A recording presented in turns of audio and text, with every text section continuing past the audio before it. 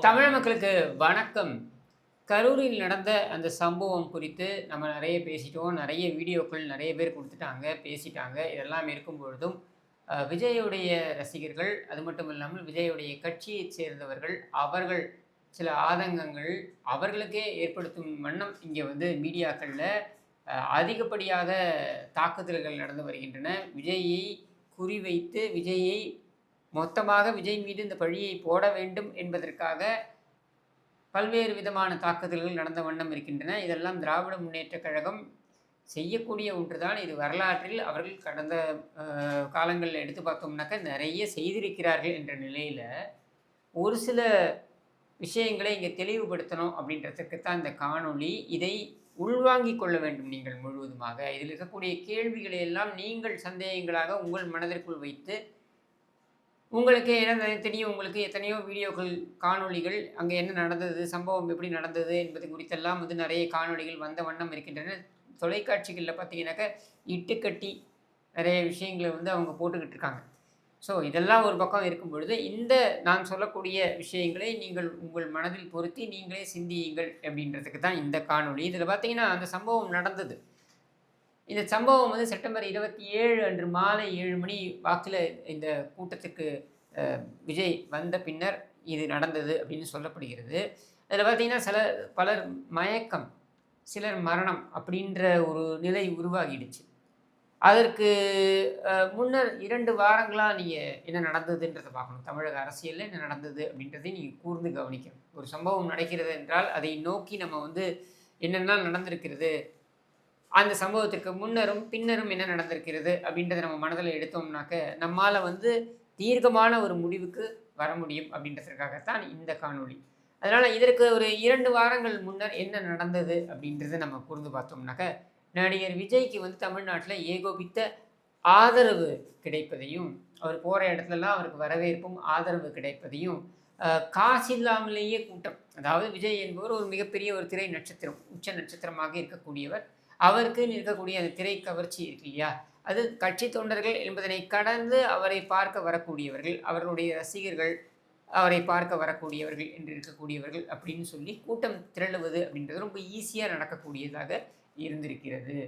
நீதிமன்றத்தில் கூட பார்த்தீங்கன்னாக்கா, உயர் நீதிமன்றத்தில் கூட இந்த கேள்வியை கேட்டிருக்காங்க. விஜய் என்பவர் ஒரு அரசியல்வாதி என்று மட்டும் பார்க்க முடியாது, ஒரு உச்ச திரை நட்சத்திரம் என்கிற காரணத்தினால அவர் அசால்ட்டாகவே அவர் வராருன்னா ஒரு கூட்டம் கூடும் அப்படின்றது தான் அவங்க சொல்கிறாங்க. ஸோ இதை பார்த்து பயந்திருந்த திமுக இந்த மரணங்கள் நடந்து விட்டது அப்படின்ன உடனேயே இதை தனக்கு சாதகமாக எப்படி பயன்படுத்துவது என்று திட்டமிட்டது அப்படின்றத நம்மளால் பார்க்க முடியுது. சரியா? இதில் முதல்ல அவங்க கூற விரும்பியது என்னென்னா, முதல்ல பரப்புரை, இந்த சம்பவம் நடந்துருச்சு அப்படின்ற தகவல் வெளியில் வந்த உடனேயே அவங்க பரப்புரை செய்தது என்னென்னா, 10,000 பேர் தான் கூடுவார்கள், ஆனால் 30,000 பேர் கூடிவிட்டார்கள். 10,000 பேர் தான் கூடுவார்கள் என்று சொன்னார்கள், ஆனால் 30,000 பேர் கூடிவிட்டார்கள் அப்படின்றது தான் நமக்கு முதல்ல வைக்கக்கூடிய வாதம். அந்த 30,000 பேர் அங்கே கூடிய காரணத்தினால்தான் அங்கே வந்து ஒரு நெருக்கடி ஏற்பட்டது, அதனால்தான் இந்த மரணங்கள் அப்படின்னு அவங்க வந்து சொல்ல விரும்புகிறாங்க. அந்த நெரட்டிவாக அவங்க செட் பண்ணுறாங்க. மேலும் விஜய் தாமதமாக வந்ததால், அந்த கூட்டத்திற்கு வந்து 2 மணிக்கே வர வேண்டிய விஜய் வந்து 7 மணிக்கு தான் வராரு அப்படின்ற நிலையில் தாமதமாக வந்ததால் பசி மற்றும் தாகத்தால் பலர், ஏன்னா வெயிலில் காத்திருந்தாங்க இல்லையா, அதனால் பசி மற்றும் தாகத்தால் பலர் மயக்கமடைந்தார்கள் இப்படின்றதான் அடுத்து சொல்லக்கூடிய விஷயம். இந்த இரட்டை குற்றச்சாட்டுக்களை மையமாக வைத்து தான் இந்த நரேட்டிவே நடைபெறுதுன்னு வச்சுக்கோங்க. அதை எப்படி அவங்க செய்கிறாங்க, இப்போ இந்த நரேட்டிவை செட் பண்ணணும், இதை எப்படி அவங்க செய்கிறாங்கன்னா, தங்களுடைய கூலிப்படையாக, அதே நேரத்தில் பத்திரிகையாளர்கள் என்ற போர்வையில் உள்ள சிலரிடம், ஒரு சிலரிடம் வந்து அவசரமாக, அதாவது 23/9/2025 என்றைக்கு 23 செப்டம்பர் 2025 அன்றைக்கு அனுமதி கோரி கொடுத்த கடிதத்தின் ஸ்கேன் செய்த அந்த நகலை வந்து அவர்களுக்கு அனுப்பி வைக்கிறார். இதை வந்து உடனே பப்ளிஷ் பண்ணுங்க அப்படின்னு இவங்க நகலை அனுப்பி வைக்கிறாங்க. அதில் வந்து இந்த 10,000 பேருக்கு தான் அனுமதி கோரினார்கள், ஆனால் வந்தது சுமார் 30,000 என்பதால் தவறு தாவேகாவினருடையதே அப்படின்றதான் இவங்க வந்து கட்டமைக்க முயற்சி மேற்கொள்கிறாங்க அப்படின்றத நம்ம பார்க்குறோம். இதுதான் மீடியா நரேட்டிவ் அன்னைக்கு அவங்க பண்ணது.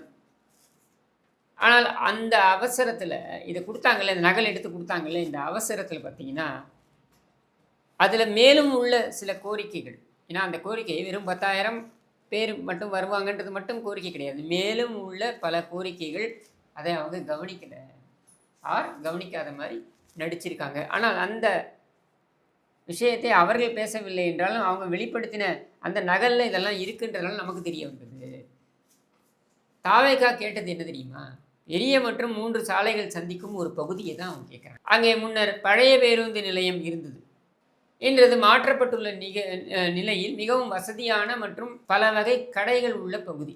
அதாவது பழைய பேருந்து நிலையம் இருந்தது, இன்றைக்கி வந்து பழைய பேருந்து நிலையம் கைவிடப்பட்டிருக்கிறதுனால அங்கே வந்துட்டு நிறைய கடைகள் ஏற்கனவே இருந்த கடைகள் அவைகள் அப்படியே இயங்கி கொண்டிருக்கின்றன என்ற காரணத்தினால மக்கள் தங்கள் தேவைகளை பூர்த்தி செய்து கொள்ள முடியும். அவங்களுக்கு குடிக்க தண்ணியோ ஒரு பிஸ்கெட்டோ ஏதாவது வாங்கிக்கணும்னா கூட அவங்க அங்கேயிருந்து வாங்கிக்க முடியும் என்பதனால் அந்த இடத்தைத்தான் அவங்க முதல்ல கேட்டாங்க. அவர்கள் கேட்ட பகுதியை தர மறுத்து காவல்துறை முடியாதுன்னு சொல்லிட்டாங்க. இப்போ காவல்துறை யார் கட்டுப்பாட்டில் இருக்குது? காவல்துறை மாநில அரசாங்கத்தின் கட்டுப்பாட்டில் இருக்கிறது. அதாவது ஸ்டாலினின் கட்டுப்பாட்டில் இருக்கிறது. பொதுவாக தமிழகம் முழுவதும் அது ஸ்டாலின் கட்டுப்பாட்டில் காவல்துறை. ஏன்னா ஸ்டாலினே பல இடங்களில் பார்த்தீங்கன்னாக்கா தன்னுடைய நேரடி கட்டுப்பாட்டில் இயங்குவதாக சொல்லியிருக்கிறார். அப்படின்றதுனால அது அவருடைய கட்டுப்பாட்டில் இயங்குவதாக நம்ம நம்பலாம். என்றாலும் கூட கரூரை பொறுத்தவரையில் அது நம்ம 10 ரூபாய் செந்தில் பாலாஜி தலைமையில் தான் இயங்குகிறது அப்படின்றத பொதுவாக கரூர் மக்களே அதை தான் நம்புகிறாங்க. சரியா? இது நான் மட்டும் சொல்லலை, கரூர் மக்களே அதை தான் நம்புகிறாங்க. இப்போ உதாரணத்துக்கு திருச்சியில் ஸ்டாலின் நினச்சி எதுவும் பண்ண முடியாது, நேரு நினச்சாதான் பண்ண முடியும். அப்படியான குறுநில மன்னர்கள் இருக்கின்ற பகுதியில் அந்தந்த குறுநில மன்னர்களாக இருக்கக்கூடிய மாவட்ட செயலாளர்களோ அல்லது அமைச்சர்களோ அல்லது செந்தில் பாலாஜி போன்ற முன்னாள் அமைச்சர்களோ இவர்கள் கோலோச்சுவது தான். அப்படித்தான் கரூரிலும் அப்படின்றது நமக்கு தெரிய வருகிறது. இது உண்மை என்றால், மக்கள் இதை நம்புவது உண்மை என்றால், தாவேகாவுக்கு அவர்கள் கேட்ட அந்த பழைய பேருந்து நிலையம் பகுதியை கொடுக்காமல் விட்டது செந்தில் பாலாஜியோடைய கை அதில் இருக்கும் அப்படின்றத நம்ம ஏற்றுக்கலாமா? இதை நம்புவதற்கான சாத்தியக்கூறுகள் அதிகம் இருக்கிறதா? அடுத்தது, சம்பவம் நடந்தபோது கரூர் மாவட்ட காவல்துறை கண்காணிப்பாளர் அதாவது எஸ்பி எங்கிருந்தார் என்பது யாருக்காவது தெரியுமா என்றால் எங்கே இருந்தார்? நிச்சயமாக அவர்கள் கூட்டம் நடக்கும் இடத்திற்கு வரவே இல்லை. வந்திருந்தால் நான் வந்திருந்தேன் அப்படின்றத இவ்வளோ வீடியோக்களை எடுத்து போட்டவர்கள் எஸ்பியும் வந்திருக்காரு பாருங்க அப்படின்னு சொல்லியிருப்பாங்கல்ல. அப்போ அது இல்லை. சரியா? சுமார் 30,000 மக்கள், அதாவது 27,000 காவல்துறை சொல்லுது, நம்ம 30,000 3,000 பேர் கூட்டியே சொல்லுவோம். 30,000 பேர் கூடியுள்ள பகுதிக்கு கரூர் மாவட்ட காவல்துறையின் தலைமை பீடத்தில், காவல்துறை கண்காணிப்பாளர் தான் தலைமை பீடத்தில் இருப்பவர். சரியா? இந்த தலைமை பீடத்தில் இருப்பவர் வராமல் இருப்பது எப்படி சாத்தியம்? ஏன் அவர் வரவில்லை? இது ஒரு சாதாரண கேள்வி. அதிலும் குறிப்பாக ஒரு பெரும் எண்ணிக்கை தண்ணீர் கூட இல்லாமல், அதாவது ஒரு பெரும் எண்ணிக்கையிலான மக்கள் அவர்கள் சொல்லக்கூடிய கூற்றின்படி, ஏன்னா செந்தில் பாலாஜி ஒரு ப்ரெஸ் மீட் நடத்தி இதை பேசியிருக்கிறார்ன்றதுனால அவருடைய கூற்றுப்படி ஒரு பெரும் எண்ணிக்கையிலான மக்கள் தண்ணீர் இல்லாமல் கஷ்டப்பட்ட பொழுது இந்த கரூருடைய காவல்துறை கண்காணிப்பாளர் நீரோ மன்னரை போல அங்கே எப்படி இருந்தார்? இன்னொரு விஷயம் என்ன தெரியுமா? அன்று டேவிட்சன் தேவாசிர்வாதம் அந்த சம்பவம் நடந்த தருணத்தில் அங்கே அனுப்பப்பட்டார் என்று சொல்லப்படுகிறது. ஆனால் அவர் அந்த முன்கூட்டியே வந்து விட்டாரா? ஒருவேளை வந்திருந்தால் ஏன் வந்தார்? இந்த கேள்வியும் வரும் இல்லை. ஏன்னா அவர் அங்கே இருக்கார். இந்த சம்பவம் நடந்த அன்னைக்கு அவர் அங்கே இருக்கார். ஒருவேளை விஜய் கூட்டத்தை பற்றிய விஷயங்கள் குறித்து அலசி ஆராய வந்திருந்தால், இந்த கூட்டம் நடக்க போகுது, இது வந்து அரவக்குறிச்சியில் நடக்குது, அதுக்கப்புறம் கரூரில் நடக்க போகுது, நாமக்கல்லில் நடக்குது, அதுக்கப்புறம் கரூரில் நடக்குது, ஸோ நாமக்கல்லில் நடக்குது, அதுக்கப்புறம் கரூரில் நடக்க போகுது என்பதனால் கூட்டத்தை பற்றி ஆராய வந்திருந்தால் அவர் கண்டிப்பாக யாரோட இருந்திருக்கணும்? அந்த இடத்திற்கே வராத மாவட்ட எஸ்பியுடன் தான் இருந்திருக்கணும் இல்லையா? அவர் கூட்டத்துக்கு வந்திருக்கலாமே, அந்த கூட்டம் நடந்த இடத்துக்கு வந்து மேற்பார்வை பண்ணிட்டு போயிருக்கலாமே, சூப்பர்வைஸ் பண்ணிட்டு போயிருக்கலாமே. ஒரு முதலமைச்சரோ ஒரு துணை முதலமைச்சரோ அங்கே வருகிறார்கள் என்றால் இவர் வந்து பார்த்துருப்பார் இல்லையா? அப்போ அதே மாதிரி இங்கே கட்டுக்கடங்காத கூட்டம், அது கட்டுக்கடங்காத கூட்டமா கட்டுப்பாடற்ற கூட்டமா அப்படின்ற விவாதம் எல்லாம் செந்தில் பாலாஜி பண்ணுறார். ஆனால் இதெல்லாம் அவர்கள் கண்காணித்திருப்பார்கள் என்றால், அல்லது கண்காணிக்க விரும்பி இருப்பார்கள் என்றால் அவர் அங்கே வந்திருக்கலாமே, ஏன் வரல? இந்த இடத்தில் ஒன்றை புரிஞ்சிக்கணும்.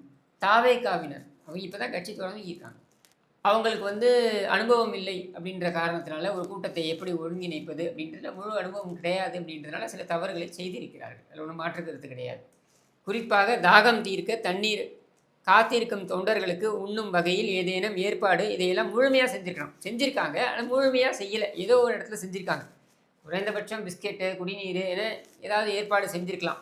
அவங்க தரப்பில் என்ன சொல்கிறாங்கன்னா, நாங்கள் செஞ்சோன்னா அது பத்தலை போல இருக்குது, அப்படி கூட எடுத்துக்கலாம் நம்மன்னு வச்சுப்போமே. ஆனால் ஒரு வேளை பழைய பேருந்து நிலையம் அருகே, ஏன்னா அங்கே தான் தாவேக்கா கேட்டாங்க, அந்த பழைய பேருந்து நிலையம் அருகே நிறைய கடைகள் இருக்கின்றனன்றது ஏற்கனவே நான் சொல்லியிருக்கேன் இல்லையா. இந்த பழைய பேருந்து நிலையம் அருகே இந்த அனுமதி தரப்பட்டு இருந்தால் மக்கள் சுற்றி உள்ள 4 பக்கங்களிலும் போய் தங்களுக்கு தேவையானதை செய்து கொண்டிருப்பார்கள், பூர்த்தி செய்து கொண்டிருப்பார்கள் இல்லையா. அதற்கு வாய்ப்பை மறுத்தது காவல்துறை அப்படின்னு தான் நம்ம எடுத்துக்கணும். அது மட்டும் இல்லாமல் அவர்கள் மறுக்க காரணம், அவருக்கு மேலே உள்ள அந்த நபர் யார், அந்த ஏழுமலையான் அப்படின்ற கேள்வி வரும் இல்லையா. ஏன்னா அவர்களுக்கு என்ன இருக்குது, தனிப்பட்ட வாய்க்கா தகராறா? காவல்துறையினருக்கு விஜயுடன் தனிப்பட்ட வாய்க்கா தகராறு ஏதாவது இருக்கா என்றால் எதுவும் கிடையாது. அப்படின்னும் பொழுது அப்போது அவர்கள் மறுப்பதற்கான காரணம் என்ன இருக்க முடியும்? அந்த இடம் வந்து நிறைய பேர் கூடக்கூடிய ஒரு இடமா இருக்குது. பழைய பேருந்து நிலையம் இன்றைக்கு பயன்பாட்டில் இல்லை. அங்கே நிறைய கடைகளும் இருக்கின்றன. மக்கள் தங்களுடைய தேவைகளை பூர்த்தி செய்து கொள்ளலாம் என்கிற நிலையில் அதை ஏன் அவர்கள் மறுத்தார்கள் அப்படின்ற கேள்வியும் வருது. அந்த நபர் நான் சொல்கிறேன் இல்லையா, அந்த ஏழுமலையான், அந்த நபருடைய உத்தரவின்படி அந்த இடம் மாற்றப்படுகிறது. அது ஒரே சாலை, இவர்கள் கொடுத்த சாலை இருக்க பாருங்கள், அது ஒரே சாலை. ஒரு பகுதியில் மக்கள் போடப்பட்டுள்ள தடையை தாண்டி செல்லக்கூடாது, ஒரு தடைகளை போட்டிருப்பாங்க. அந்த மக்கள் வந்து அந்த தடைகளை தாண்டி போக முடியாது. அதனால் அது வந்து முழுமையாக மறைக்கப்பட்டு விட்டது. அந்த இடமே வந்து நீங்கள் போக முடியாதுன்னு தடுத்துட்டாங்க. ஸோ ஒரு பக்கம் மட்டும்தான் இருக்குது. ஒரு பக்கம்தான் சற்றே செல்ல முடியும். அங்கும் கூட்டம் வந்து கொண்டே இருப்பதால், கூட்டம் வந்துக்கிட்டே இருக்குது, அது மட்டுக்கு அது சேர்ந்துக்கிட்டே இருக்குது. கூட்டம் நேரமாக கூட்டம் சேர்ந்துக்கிட்டே இருக்குது. விஜயை பார்க்கும் ஆர்வத்தில் வந்தவர்கள் தங்கள் உள்ள இடங்கள் ஏற்கனவே வந்து பிடிச்சிருக்காங்க இல்லையா, இடம் பிடிச்சிருக்காங்க இல்லையா, அவங்க இடத்த தர மறுக்கிறாங்க. கூட்டம் வந்துக்கிட்டு இருக்கு, இங்கே நிற்கிறவங்க இடத்த தர மறுக்கிறாங்க. அப்போ என்ன ஆகும்? தள்ளுமுள்ளு தான் ஏற்படும். அதுதான் ஏற்பட்டிருக்கிறது. அனுமதி கடிதத்தில் கொடுக்கப்பட்ட நேரம் என்ன தெரியுமா? 3 மணி முதல் 10 மணி வரை. மக்கள் அதிகாலையிலேயே வந்து வர துவங்கிவிட்டனர். இதுதான் இங்கே பிரச்சனை. 3 மணில இருந்தால் அப்படின்னு சொல்லப்பட்டும் மக்கள் காலையில் 7 மணி 8 மணிலேருந்தே வர ஆரம்பிச்சிட்டாங்க. இது யாரோட பிரச்சனை? விஜயுடைய பிரச்சனையா? சரி, வர ஆரம்பித்து விட்டார்கள். காவல்துறை நினைத்திருந்தால், இப்போ இங்கெல்லாம் இப்போ கூடக்கூடாதுப்பா, 3 மணிக்கு தான் வராரு, நீங்கள் அதுக்கு முன்னாடி வராதீங்க, கூடாதீங்கன்னு சொல்லி அவங்கள அனுப்பியிருக்கலாம். விரட்டி கூட அடிக்க முடியும் அவங்களால. அது செய்தார்களா என்றால் இரண்டுமே செய்யப்படவில்லை. அப்போது அங்கே அவர்களை 3 மணிக்கு முன்னால் காவல்துறை கூட அனுமதித்தது. 7 மணிலேருந்து 8 மணிலேருந்து வரானா கூடுன்னு சொல்லிட்டாங்க. நீங்கள் மரீனா பீச்சில் ஒரு 10 பேர் கூட முடியுமா? சேர்ந்தாப்பில் ஒரு 20 பேர் கூட முடியுமா? அடித்து விரட்டிடுவாங்க. அப்படி இருக்கும் பொழுது உளவுத்துறை கண்காணித்து கொண்டே இருக்கும். அப்படின்னும் பொழுது இது எப்படி சாத்தியம்? காவல்துறை ஏன் அனுமதித்தது? இந்த கேள்வியும் வருது. விஜய் வீட்டிலேருந்து புறப்பட்டது காலை 8:45. சரியா? இது காவல்துறைக்கும் தெரியும். ஏன்னா அவர் வீட்டிலேருந்து கிளம்புறதுலேருந்து ஆரம்பித்து லைவ் போட்டுக்கிட்டு இருக்கான். டிவி எல்லாருக்கும் தெரியும், எல்லாரும் பார்த்துக்கிட்டு இருக்காங்க. மக்கள் எல்லாரும் மொபைலில் அவங்களும் பார்த்துக்கிட்டு இருக்காங்க. எல்லோருக்குமே தெரியும் 8:45 தான் அவர் கிளம்பியிருக்காரு வீட்டிலேருந்து, சென்னையிலேருந்து. அப்போ அவர் திருச்சிக்கு விமானம் மூலம் வந்து அதுக்கப்புறம் அங்கிருந்து நாமக்கல்லில் கூட்டத்தை முடித்து கரூர் வரை எப்படியும் 6லேருந்து 7 மணி ஆகும். இது மக்களுக்கு தெரியும். ஆனால் மக்களுக்கு தெரியுமோ இல்லையா, காவல்துறைக்கு நன்றாக தெரியும். ஏன்னா உளவுத்துறை இதை கண்காணித்து கொண்டே இருக்கிறது. அதனால் அவங்களுக்கு நன்றாக தெரியும். இப்போது 6 மணிக்கு தான் அவர் வரப்போகிறார் அப்படின்னா, அவர் 8:45 தான் கிளம்புறாரு வீட்டிலேருந்து பொழுது 8 மணிலேருந்து அந்த இடத்துல நீங்கள் ஏன் கூட விட்டீங்க அப்படின்ற கேள்வி வருது இல்லை. காவல்துறை ஏன் அதை கூட விட்டார்கள்? அப்போது அவர்களும் தானே இதற்கு பொறுப்பு அப்படின்ற சந்தேகம் நமக்கு எழுவது இல்லையா? இதுதான் நம்ம இங்கே பார்க்க வேண்டியது. மக்களுக்கு தண்ணீர் வழங்கப்படலைங்க, தாகத்தில் இருக்காங்க, வழங்கினாங்கன்னு சொல்கிறாங்க. வழங்கலைன்றதே நம்ம கூற்றாக எடுத்துப்போமே, வழங்கப்படலை. அப்படி மக்கள் ஒரு பகுதியில் 33லேருந்து 35 டிகிரி வெயிலில் வெளியில் அமர்ந்திருந்தால் என்ன ஆகும்? மயக்கம்தான் வரும், மரணம் கூட ஏற்படலாம் டீஹைட்ரேஷனில். சரியா? இது காவல்துறைக்கு தெரியாதா? காவல்துறைக்கு தெரியும்.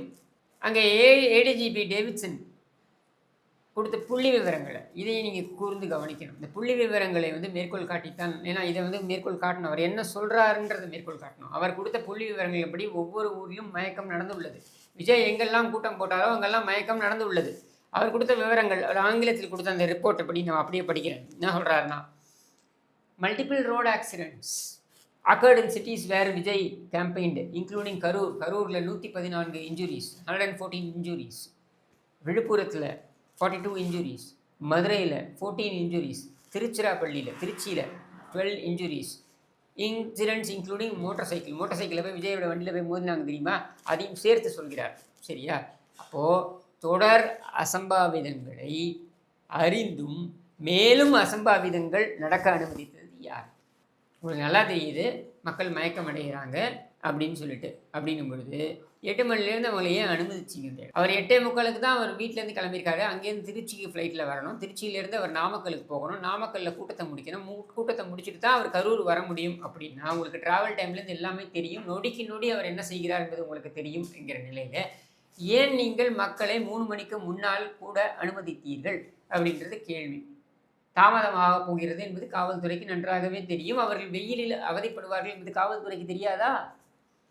இதெல்லாம் நியாயமான கேள்விகளாக இருக்குது அப்படின்னு நான் நம்புகிறேன். நீங்களும் நியாயமான கேள்விகளாக இருக்குன்னு நம்புவீங்கன்னு நினைக்கிறேன். அப்போ என்ன பண்ணியிருக்கணும் காவல்துறை? சம்பந்தப்பட்ட தாவேக்காவினரை, அங்கே இருக்கக்கூடிய தாவேக்காவினரை கூப்பிட்டு இந்த கூட்டத்தை தடை செய்யக்கூடிய நேரம் கூட வரும். ஏன்னா இந்த மாதிரி எல்லாம் காத்துக்கிட்டு இருக்காங்க. 7 மணி 8 மணிலேருந்து காத்துக்கிட்டு இருக்காங்க. அவர் 8:45 தான் கிளம்பியிருக்காரு. அவர் இங்கேருந்து திருச்சிக்கு போய், திருச்சியிலேருந்து நாமக்கலுக்கு ரோடு வழியாக போய், நாமக்கல்லேருந்து அவர் கூட்டத்தை முடிச்சுக்கிட்டு இங்கே வருதுன்றதெல்லாம் ஆவர் கதை இல்லை. அதனால் இந்த கூட்டத்தை தடை செய்வோம் என்று சொல்வதற்கான முழு அதிகாரம் காவல்துறையிடம் இருந்தது. அதை ஏன் அவர்கள் செய்யவில்லை? வந்து கூட பார்க்கலையே அப்படின்றதான் நம்முடைய ஆதங்கம். உயர் அதிகாரிகள் வந்தாவது பார்த்துருக்கணும்ல. மக்கள் தவித்து கொண்டிருக்கிறார்கள் என்ற தகவல் போய் சேர்ந்திருக்கும்ல. எத்தனை பேர் கூடியிருக்காங்கன்ற எண்ணிக்கையை உளவுத்துறை கொடுத்து கொண்டே இருக்கும்ல.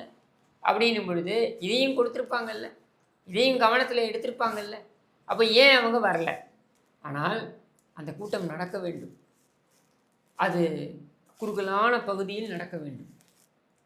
அதன் மூலமாக மக்கள் பாதிக்கப்பட வாய்ப்புள்ளது. அதனால் யாருக்கு கெட்ட பேர்?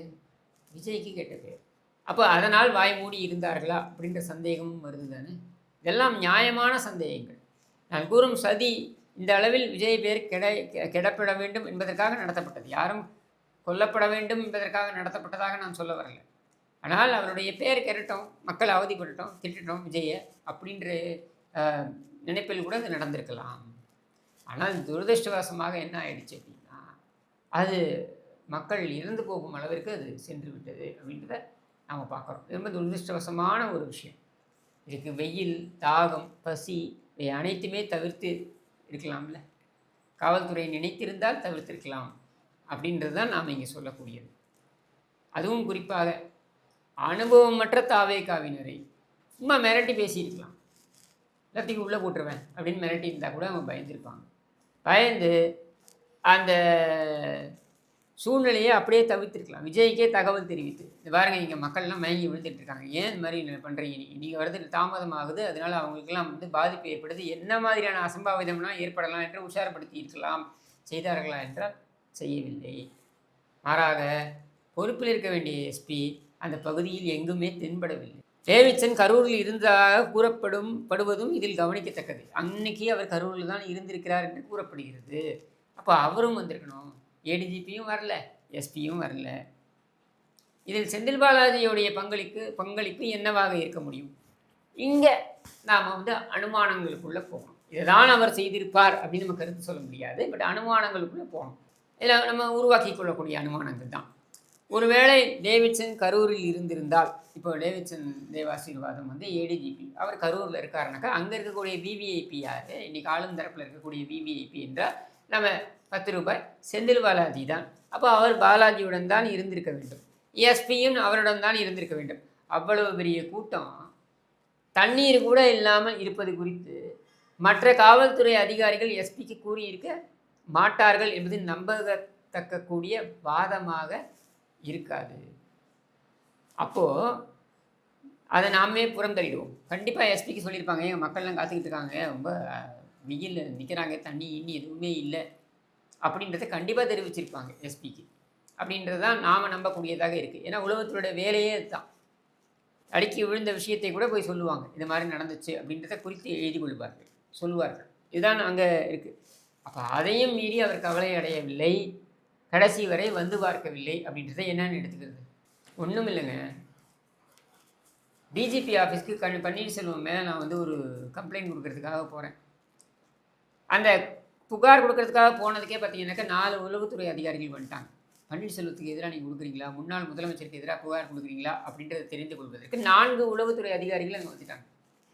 வெளியில் ப்ரெஸ்ஸுக்கு நான் கூப்பிட்டுருந்தேன் அப்படின்றதுனால ஒரு 5 அதிகாரிகள் அங்கே வந்து நிற்கிறாங்க. இதுதான் உளவுத்துறையோட ஸ்ட்ரென்த்து. இப்போ சாமானியன் கிஷோர் சாமிக்கே இது நடக்கும்பொழுது விஜய் என்கிற ஒரு கட்சியின் தலைவர், ஒரு மிகப்பெரிய ஸ்டார், அவர் ஒரு கூட்டத்திற்கு வருகிறார் என்கிற பொழுது அதிகாரிகள் கண்டுகொள்ளாமல் இருக்க முடியுமா? இது சாத்தியமா? அதுக்கு மட்டும் இல்லாமல் பாதுகாப்பு எவ்வளோ கொடுக்குறாங்க தெரியுமா? என்னை ஒன்றும் இல்லை, புழல் சிறையிலேருந்து நீதிமன்றத்தை கூட்டு போகிறதுக்கு 15 பேர் 20 பேர் காவல்துறை பாதுகாப்பு கொடுப்பாங்க. எதுக்கு இவ்வளோ பேர்னா அது கொடுப்பாங்க. அப்படி இருக்கும் பொழுது இங்கே அவங்க யாரையும் கொடுத்துருக்க மாட்டாங்களா? வெறும் 100 பேர் தான் நீங்கள் கொடுத்தீங்களா? 30,000 பேர் கூடக்கூடிய இடத்துல 500 பேர் இந்த மாவட்டத்தில் இருந்தார்கள் என்று சொல்கிறீர்கள். அந்த இடத்தில் இருந்தவர்கள் 100 பேர் தான் என்று சொல்கிறார்கள் சாட்சியங்கள். அப்போ வெறும் 100 பேர் தான் கொடுத்தீங்களா அப்படின்ற கேள்வியும் வருது இல்லை? 30,000 பேர் இருக்கிறார்கள் என்றால் எஸ்பி அங்கே வரல. இது ஆச்சரியமாகவும் அதிர்ச்சியாகவும் இருக்கா இல்லையா? இதில் முக்கியமான விஷயம் என்னென்னா, இங்கே பாதுகாப்பிற்கு தலைமை டிஎஸ்பி தான். எங்கோ பெரிய தவறு நடக்கிறது என்பதற்கு இதுவும் ஆதாரம். இதில் இன்னொரு விஷயம் என்னென்னா, இந்த எஸ்பி ஜோஸ் தங்கையா அவர் யாருன்னா ஏடிஜிபி டேவிட்சனுடைய உறவினர். இது ஒரு கொசு தகவல், இதை எப்படி மைண்டில் வச்சுக்கோங்க. இத்தனைக்கும் செந்தில் பாலாஜிக்கு உதவுவதற்காகவே அவர் சிறப்பாக கரூரில் நியமிக்கப்பட்டார் அப்படின்னு நமக்கு தகவல்கள் வந்த வண்ணம் இருக்கின்றன. பாதுகாக்கப்பட வேண்டிய மக்கள் வெயிலில் வாடும் பொழுது எஸ்பி இல்லை, மக்கள் மயக்கம் அடையும் பொழுது எங்கோ டெல்லியில் அமர்ந்திருக்கின்ற ஒரு பத்திரிகையாளர் அரவிந்த் குணசேகர் அப்படின்றவருக்கு தாவேக்காவினர் எஸ்பியிடம் அனுமதி கோரி கொடுத்த கடிதம் போகுது. இது எப்படி சாத்தியம்? மரணம் அறிவிக்கப்பட்டது கிட்டத்தட்ட முதல் மரணம் அப்படின்னு அறிவிக்கப்பட்டது கிட்டத்தட்ட 8 மணி. சரியாக 8:47க்கு அரவிந்த் வந்து அவர் ட்விட்டரில் போடுறாரு. அதுவும் என்ன சொல்கிறாங்க, இந்த சம்பவங்களுக்கு முழு காரணம் தாவேக்காவினரே அப்படின்னு அவர் போடுறாரு. டெல்லியில் இருக்க கரஸ்பாண்டண்ட்டுக்கு இது போகுது. சரியா? எஸ்பி கைவசம் உள்ள அல்லது அவரிடம் சமர்ப்பிக்கப்படுகின்ற அந்த படிவம், கோரிக்கை படிவம் என்பது எப்படி இவர்கள் கைக்கு போனது அப்படின்றத உங்களுடைய யூகத்திற்கே நான் விட்டுறேன். இதை வெளியிடுவதற்கான காரணம் என்ன? ஒரு சில குறிப்பிட்ட பத்திரிகையாளரிடம் கொடுத்து வெளியிடுவதற்கான காரணம் என்ன அப்படின்னா, 3 குற்றச்சாட்டே அவங்க சொல்கிறாங்க. என்னென்னா, பெரிய கூட்டத்தை கூட்டினார்கள், காலம் கடந்து விஜய் வந்தார், ஏற்கனவே நான் சொன்ன அந்த குற்றச்சாட்டுகள் தான், அடிப்படை வசதிகள் செய்து தரப்படவில்லை அப்படின்ற இந்த குற்றச்சாட்டை சுற்றி இருக்க வேண்டும் என்பதற்காக நரேட்டிவை செட் பண்ணுறதுக்காகத்தான் இந்த பத்திரிகையாளரிடம் இது கொடுக்குறாங்க. இதில் ஒன்று புரிஞ்சுக்கணும். நீங்கள் ஒரு புதிய கட்சி, 1.5 ஆண்டுகள் வயதான ஒரு கட்சி, அந்த கட்சியை கட்டமைக்கக்கூடிய தாவேக்காவினர்களால் எவ்வளவு கூட்டம் வரும் என்பதை துல்லியமாக கணிக்க முடியாது. அவங்க கடிதத்திலேயே என்ன கேட்டிருக்காங்க அப்படின்னா, 50,000 பேருக்கான வசதியை லைட் ஹவுஸ் அருகிலேயே செய்ய முடியும் என்று கூறியுள்ளனர். சரியா? அதே நேரத்தில் எப்படிப்பட்ட கூட்டம், எந்த அளவில் ஆண்கள், பெண்கள், சிறுவர்கள், குழந்தைகள், இளைஞர்கள் வருகிறார்கள், அவர்களின் அணுகுமுறைகள் எப்படி உள்ளன, அவர்களை யாரால் எப்படி கட்டுப்படுத்த முடியும் என்பதை அறிந்தவர்கள் யாரார்கள்? இதுக்கு முன்னாடி விஜயோட கூட்டங்களை பார்த்த காவல்துறையினரால் தான் அது முடியும். காவல்துறையின் பயிற்சிகளில் கூட்டத்தையே கட்டுப்படுத்தும் பயிற்சியும் ஒரு பகுதி. காவல்துறைக்கு கொடுக்கப்படுகின்ற பயிற்சியில் கூட்டத்தினரை கட்டுப்படுத்தும் பயிற்சியும் ஒரு பகுதி. அப்போ அவங்களுக்கு தான் தெரியும், அவங்க தான் கலை தேர்ந்தவர்கள். இதில் இவங்க மனு தான் கொடுக்குறாங்க. இந்த மனுவை பார்த்துட்டு நீங்கள் என்ன சொல்லணும்? எங்க அங்கே அரியலூரில் அவ்வளோ கூட்டம் வந்துச்சு, பெரம்பலூரில் அவ்வளோ கூட்டம் வந்துச்சு, இங்கெல்லாம் அவ்வளோ கூட்டம் வரும்போது அப்போ இங்கே மட்டும் எப்படிங்க 10,000 பேர் தான் வருவாங்க அப்படின்னு கேட்டுருக்கணும் காவல்துறை. கேட்கவில்லை. ஏன் கேட்கவில்லை? விஜய் காலம் கடந்து தான் வருவார் அப்படின்றத நான் ஏற்கனவே சொன்னது போல், விஜய் காலம் கடந்து தான் வருவார் என்பது காவல்துறைக்கு நன்றாகவே தெரியும். அதற்குத்தான் உளவுத்துறை இருக்குது.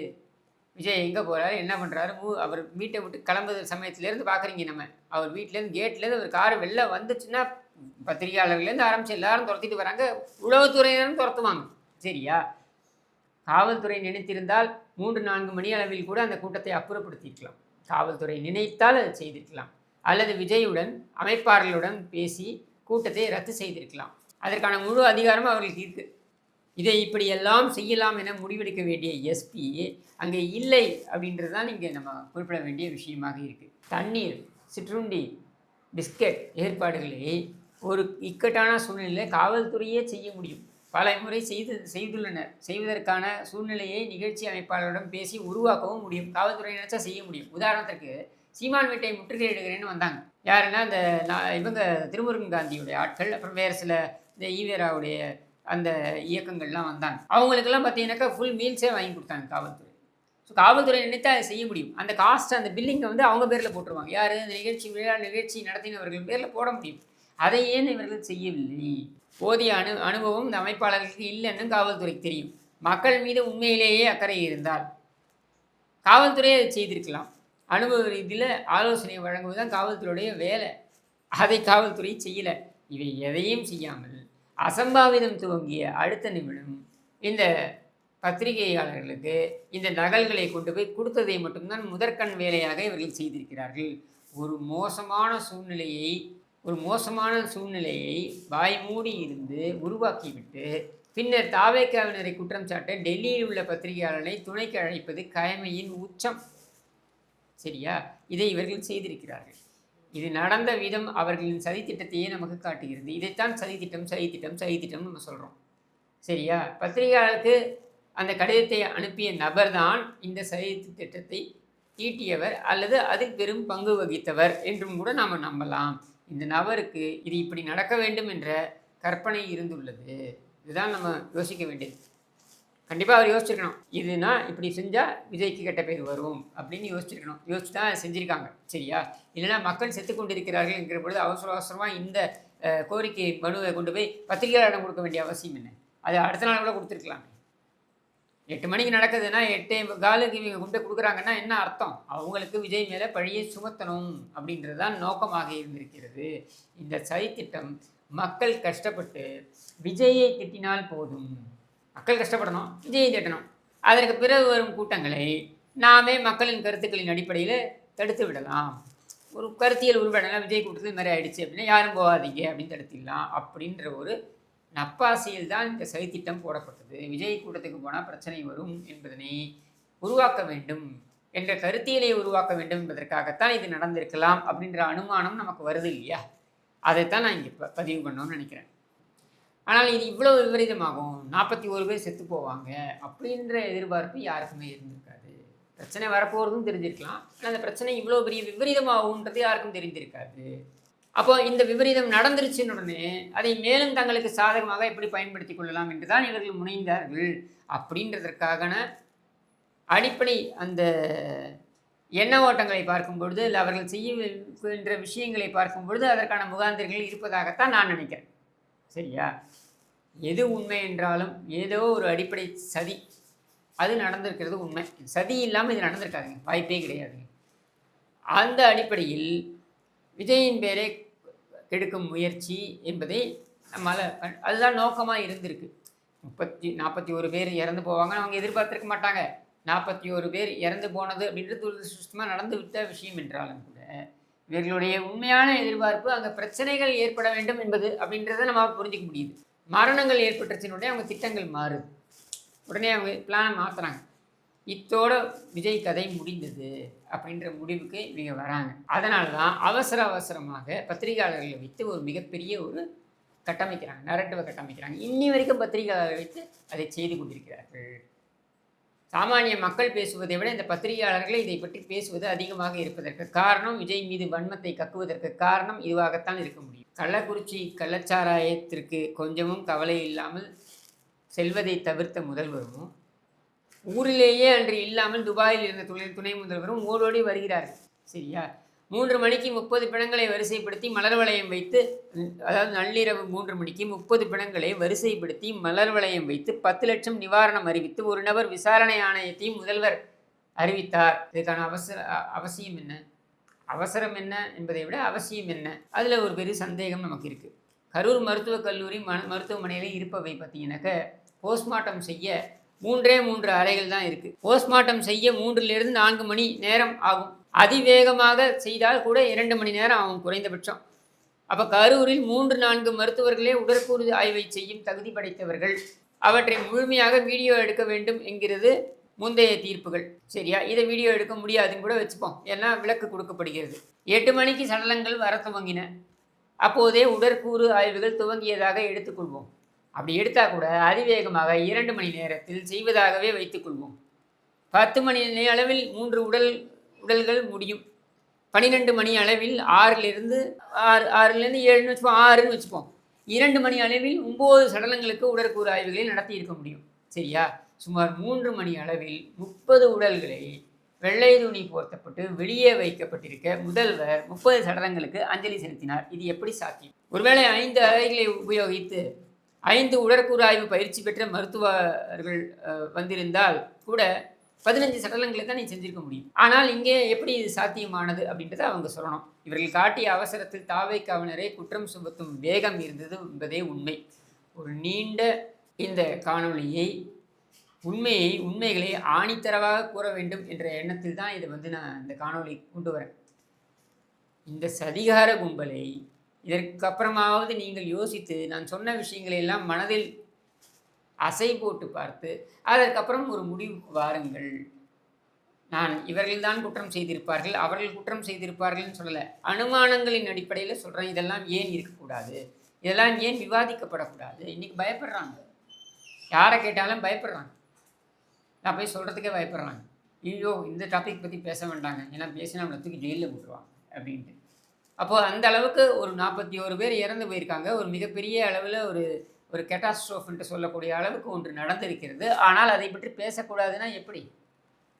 அதை பற்றி யாரும் விவாதிக்கக்கூடாது என்றால் எப்படி? அப்போ இதையெல்லாம் பேசினால் கான்ஸ்பிரசி தியரி நீங்கள் சொல்கிறீர்கள் அப்படின்றது என்ன மாதிரியான லாஜிக்? இதைத்தான் நீங்கள் மனதில் கொள்ள வேண்டும் அப்படின்னு நான் சொல்கிறேன். அதோடைய இந்த காணொலியின் நோக்கம் இதுதான். நன்றி, வணக்கம்.